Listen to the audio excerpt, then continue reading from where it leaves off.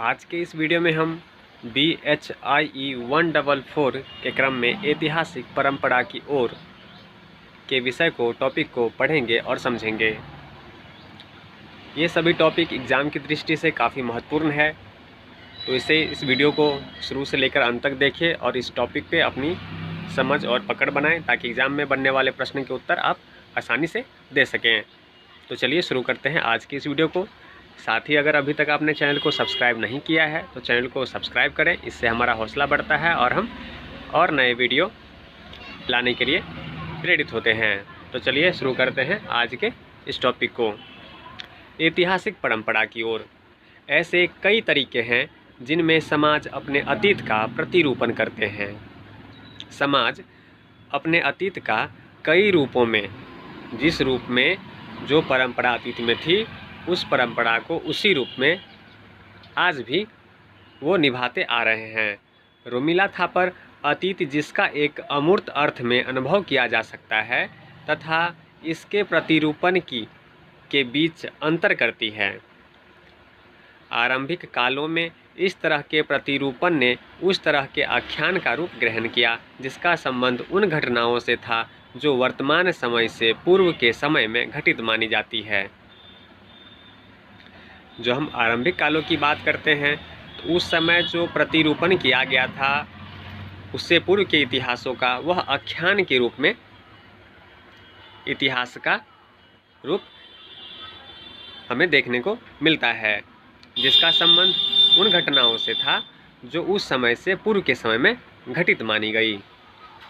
भारतीय ऐतिहासिक परंपरा में 3 तरह की परंपराएं शामिल हैं। भारतीय ऐतिहासिक परंपरा में देखें तो 3 तरह की परंपरा हमें देखने को मिलती है। पहला पौराणिक परंपरा, दूसरा श्रमण परंपरा, विशेषकर यह जो परंपरा है हमें बौद्ध और जैन परंपरा में देखने को मिलती है। वहीं इसके तीसरे परंपरा की बात करें तो वह है चारण परंपरा।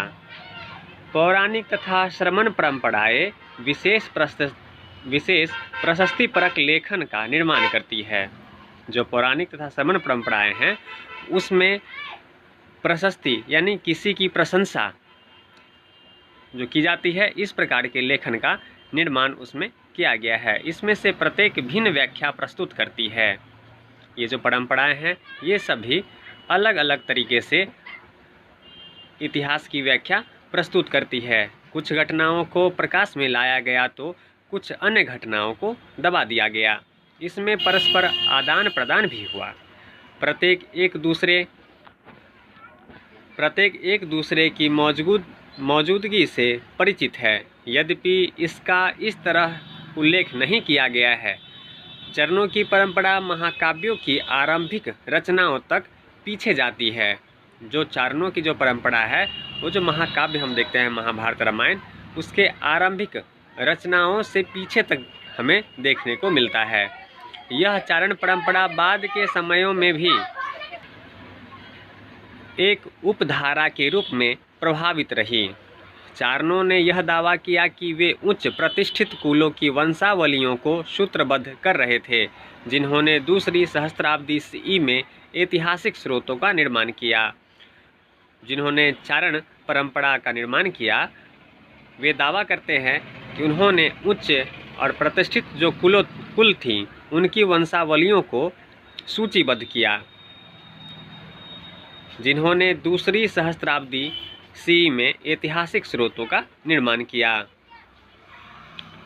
पौराणिक तथा श्रमण दोनों प्रकार के प्रशस्तिपरक लेखनों में अतीतों से संबंधित आख्यानों का समावेश है। जब हम पौराणिक तथा श्रमण परंपरा की बात करते हैं तो ये दोनों प्रशस्तिपरक लेखन में अतीत से संबंधित आख्यानों को अपने में समाहित करती है। सभी आख्यानों में अतीत के प्रति जिज्ञासा तथा वर्तमान में इसके प्रकार को रेखांकित किया गया है। जब किसी विशेष समुदाय की आकांक्षाएं इतिहास से बंधी होती है, एक एकल आख्यान का जन्म होता है जो अतीत के किसी खास दृष्टिकोण को स्वीकार बनाता है। ऐतिहासिक परिवर्तन के साथ उस ही अतीत के संबंध में वैकल्पिक दृष्टियां जन्म लेती है।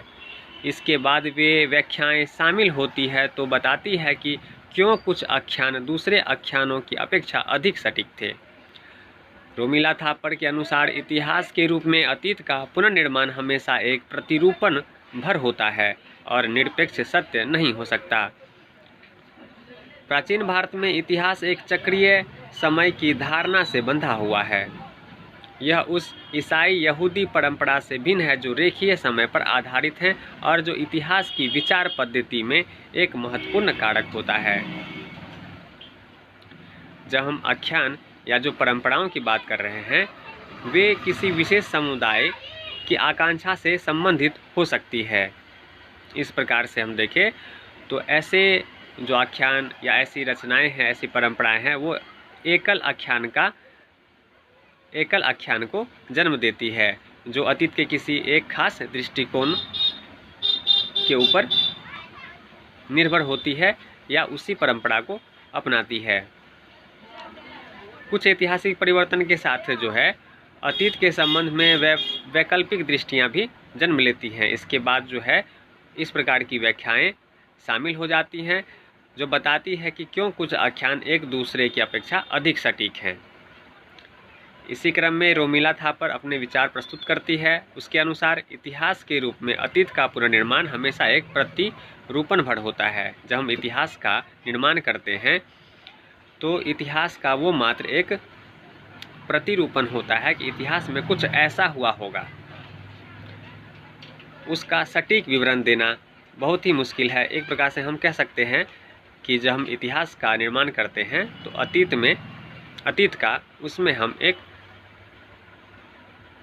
उम्मीद या ऐसा हुआ होगा कि अपेक्षा भर करते हैं।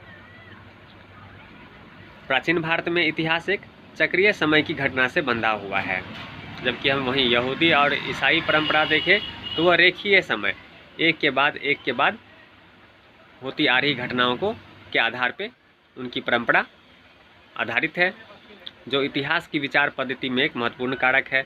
और आज जब हम इतिहास की बात करते हैं तो हम उसमें यही अपेक्षित करते हैं कि वहाँ वह समयबद्ध समय घटनाक्रम को बताती हो, ऐसी रचना हो।